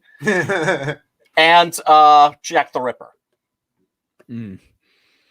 Yeah, it's really interesting to think about the sexual revolution going on at the time when a movie like this came out too. I'm trying to find a parody of it. Do you remember, Bun? There was a version of Dr. Jekyll where he would drink the vial and turn into a type of like sex-driven pimp type Jekyll of guy. Jekyll and Hyde together again. Together again, yeah. Together again. Together again. You'll ever meet. The rings would come out of his fingers. She means you great It was harm. hilarious. That movie was fucking funny as shit. I just feel it, that's all. It ends with Robert Louis Stevens just literally spinning in his grave. Yeah. This movie had so much underlined like homo stuff that wasn't caught at the time that today it's like so obvious. It's it's not a bad. I mean, it's totally just it's totally. No, it's a good movie. It's a really good movie. It's just that there's a lot of stuff that's like, I don't know. It's almost like social jokes that people didn't catch, Yeah. Dr. Jekyll, Sister Hyde, man or woman. Wrong. Oh. In this film, you will actually see the sinister Dr. Jekyll change in mind and body into the totally evil Sister Hyde. It is I who exist, Dr. Jekyll, not you. It is I who will be rid of you. Rid of you! Revolution! Rid of you! Hammer invites you to share the agony of a man whose body is possessed by a strange passion to murder. And They must be female, no more than 20 years old. There will be a different kind of victory tonight. And then the tug-of-war will be ended between us. Yeah, this is the Jack the Ripper part. Yep.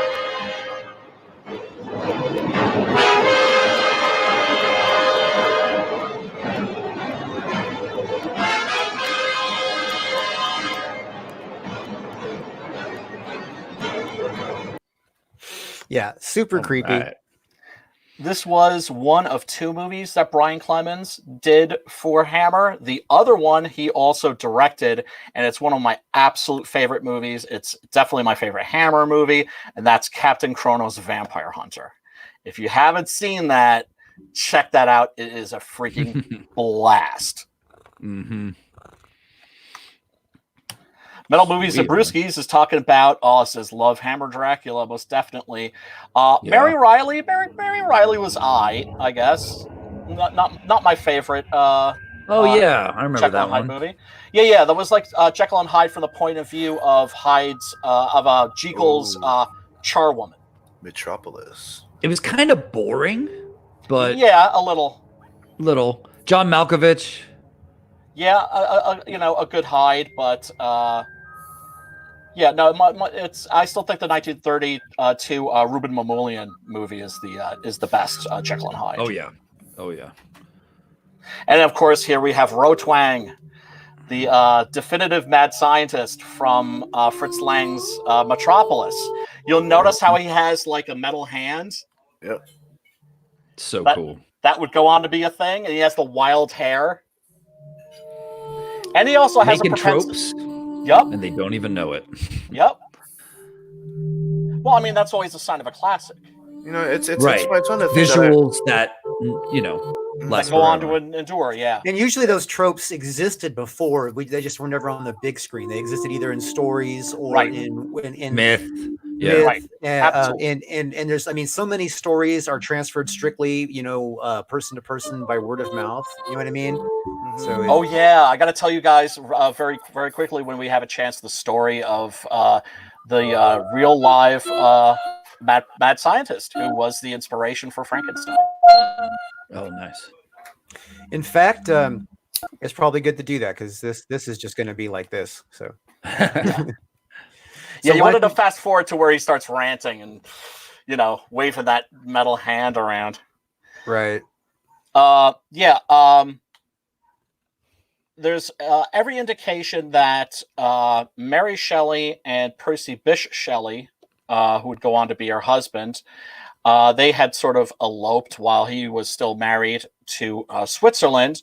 And as they were passing through Germany on their way to Switzerland, they went through a town that was the home of a certain Johann Conrad von Dippel. Von Dippel was an alchemist. Now, as we know, alchemists are all about 2 things: the elixir of life and the Philosopher's Stone. The Philosopher's Stone, of course, turns base metals into gold. Right. The elixir of life, well, immortality, or maybe also bringing the dead back to life, creating life itself. And he had a reputation for digging up corpses. And, I don't think he was like an Ed Gein type. I don't think he was a ghoul. I think he was genuinely interested in anatomy. And word had it that the rumor was that he was actually trying to create a human from pieces of dead bodies. And he ended up being murdered by the people in the town, but the castle was still there. And that's what Frankenstein means. It means like at the castle. And Stein means castle in German. I thought Stein meant container. Does it mean castle? No, yeah. It's but anyway, yeah. My Deutsch is nicht so schlecht. Nicht so good. So it's Stein is usually stone, right? Yes, that's it. Thank you. Thanks for bailing my ass out. Yes. Well, you're doing it yourself, aren't you? Stein means stone. That is correct. That's right. Yeah. That's right. Yeah. Why was I thinking that Stein meant castle? But anyway, Like a stone castle, maybe. Right. Yeah. Yeah. I mean, I haven't been getting a lot of sleep lately too, so my Deutsch always suffers when I haven't been sleeping well. But yeah, there's no proof. But the theory is that Mary Shelley and Percy Bysshe Shelley must have stopped at an inn, maybe spent the night, definitely had something to eat before traveling on, and heard this story, and it stayed in Mary Shelley's head, and that's where we get the story of Frankenstein.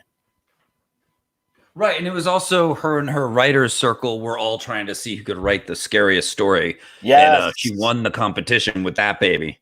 Yep. Yeah, I mean, that's a scene that's depicted of course, the most famous night in the world of horror. At the Via Diodato, where the Shelleys were hanging out with George Gordon, Lord Byron, mad, bad, and dangerous to know, and his physician, John Polidori, who, of course, went on to write a short story called The Vampire, which was one of the inspirations for Dracula. Mm-hmm. That's the thing I love about Mad Scientists now that I'm thinking about it.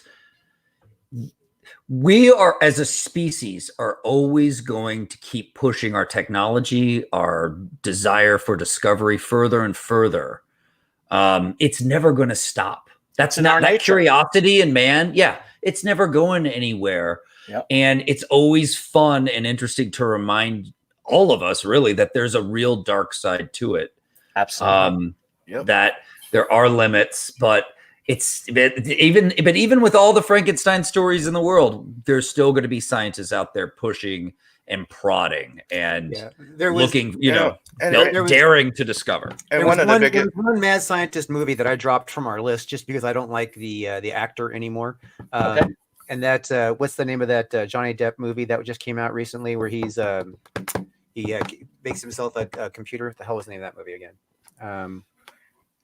I was going to say that one of the big tropes in Mad Scientist is the question in science, which is what Vaughn said earlier. Can I or should I? They always ask about hey, can I do it without wondering if should I be doing this? Absolutely. Have you guys seen Transcendence? No. You have not seen Transcendence? No. You guys need to. It'd be basically that movie is where Johnny Depp plays a scientist, and then he creates an AI that is like the superpower AI, but then he gets sick and somebody tries to kill somebody, basically assassinates him by poisoning him. So he's like slowly dies. So he takes his intelligence and he puts it into the AI. And so he I mean, that's something that the billionaires in Silicon Valley are working on right now. Like, how do I upload my brain into immortality? And that's what's great about Mad Scientists and that type of science fiction, because you can make it current and talk about what's going on right now. Absolutely. Yeah. And it's something that's got to burn their britches, knowing that death is the great equalizer. That when, even with all of their billions of dollars, they're going out the same way that we are, the same way that everybody's going out. And that's broke. Well, since I brought it up, I guess I was gonna blow it off because I'm not. I mean, Johnny Depp has gotten under my skin lately. I used to be a huge fan of Johnny Depp and his behavior lately. Well, Amber Heard was the one that was smacking him around. No. Dude, even the story of her cutting his finger off. Did you? Oh God. Yeah. That was a gnarly looking. The way he reacts to that is so bitch worthy that I can't. I know. The path to building superintelligence requires us to unlock the most fundamental secrets of the universe. Intelligent machines will soon allow us to conquer our most intractable challenges. To develop new methods for the early detection of cancer. To build a better future for all of us. Simply put, to save lives. Once online, its analytical power will be greater than the collective intelligence of every person born in the history of the world. Professor? What did you do? Take out the cores.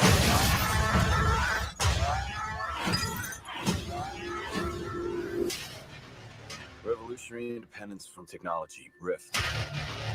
They hit AI labs all over the country. They're determined to stop any attempt at what you call transcendence. We're looking at 5 weeks before the system shuts down. When I'm gone, keep moving forward. I won't let you go. We can upload his consciousness. We can save him. Not like this. If we missed anything, how will you know who you're dealing with? We're gonna need a Dropbox account immediately. A big one. Better be a big one. I'm gonna need to expand. I need more power. Get in line. This is no will. Shut it down. Shut it down! It's him! Where are you going? But is it really? I've given it all she's got, Captain. First thing I'll do is copy it, and then there is no taking it down. The real will die. Whatever it is, building an army out there. What is this? It's evolution. This isn't evolution. It's an abomination. What the hell's happening? I'm able to fix them. This has gone too far, Will. Stop it! I don't understand. This is the future. This is not our future. You're not here with me. You've changed. Have you fallen out of love with me? No. Have you? If we don't stop him, it will be the end of mankind as we know it.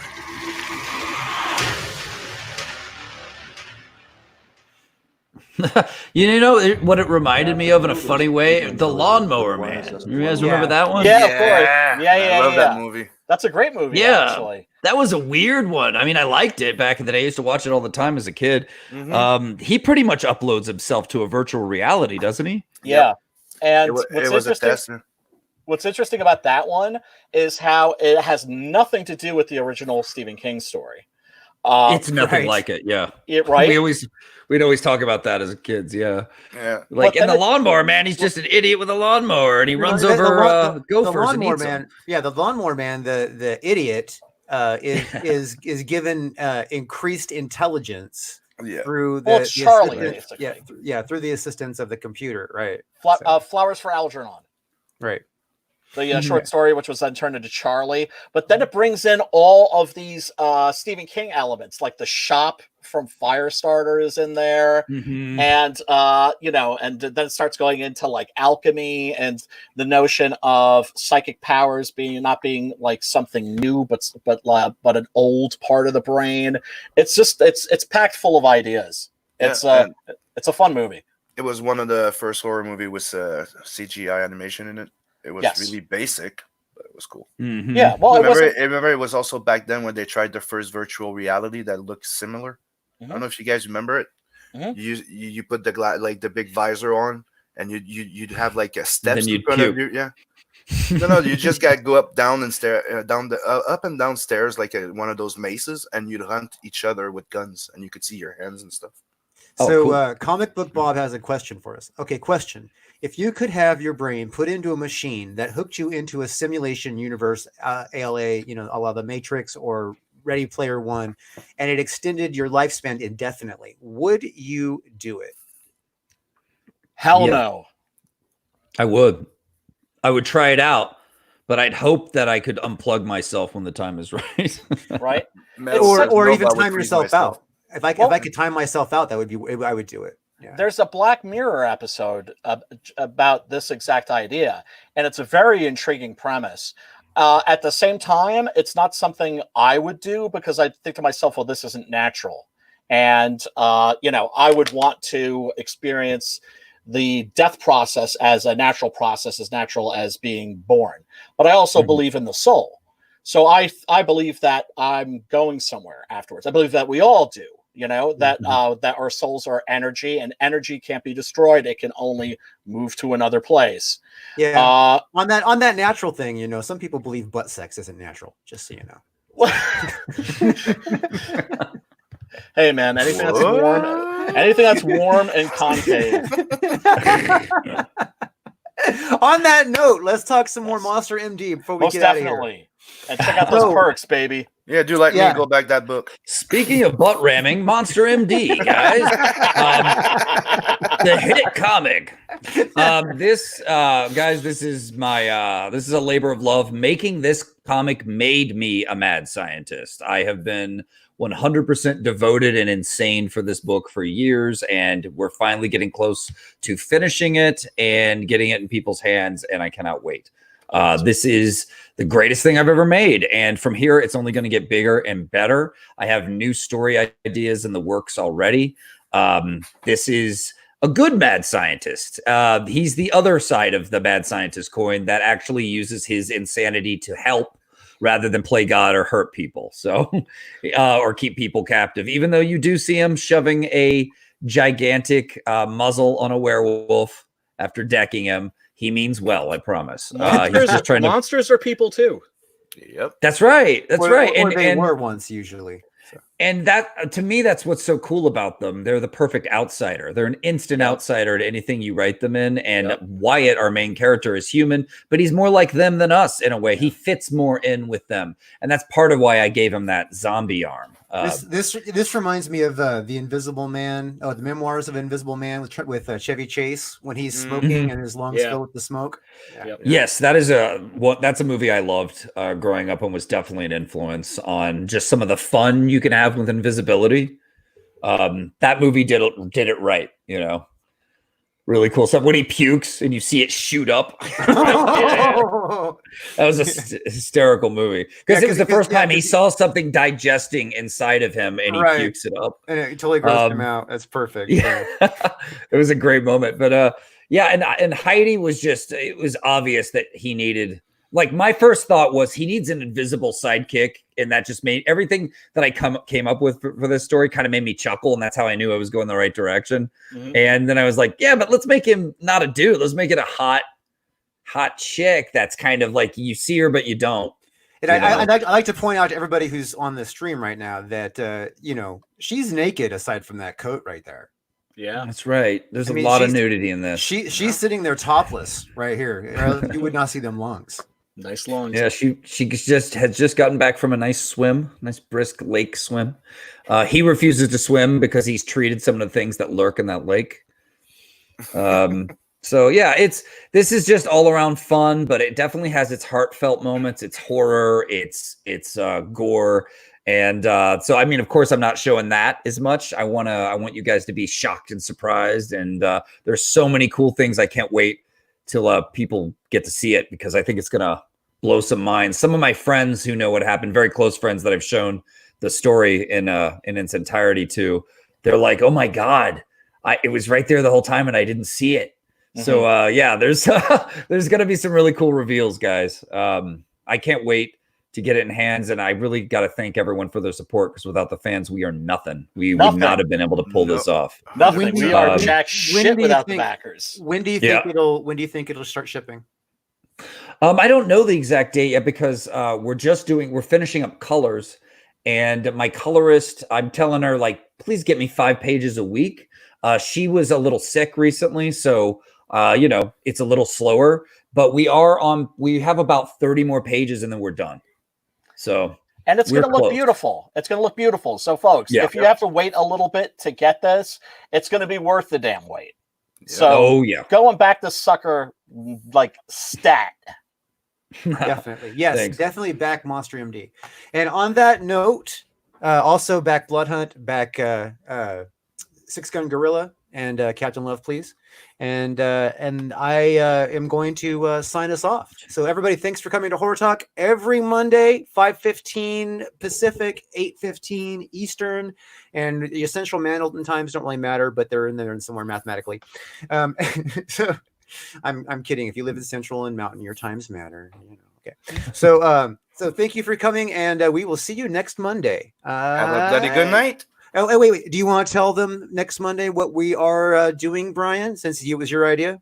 Oh, yeah. We're doing diseases and pandemics. Ooh. It seems appropriate somehow.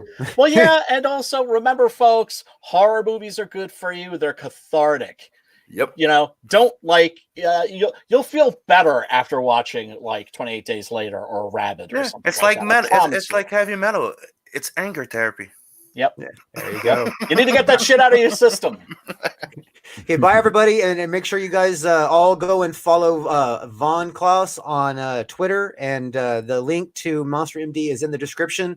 Go get yourself a copy of this book. You will kick yourself later if this book is not available and you cannot get a copy of it. I promise you that will definitely. Snooze, you lose, folks. You snooze, you lose. Yes. Thanks for having me on, Drew. Thanks for hanging out, Von Klaus. Yeah, everybody, hang out. We're gonna end the broadcast and we'll talk backstage. Hey, bye everybody. Peace, love, and soul.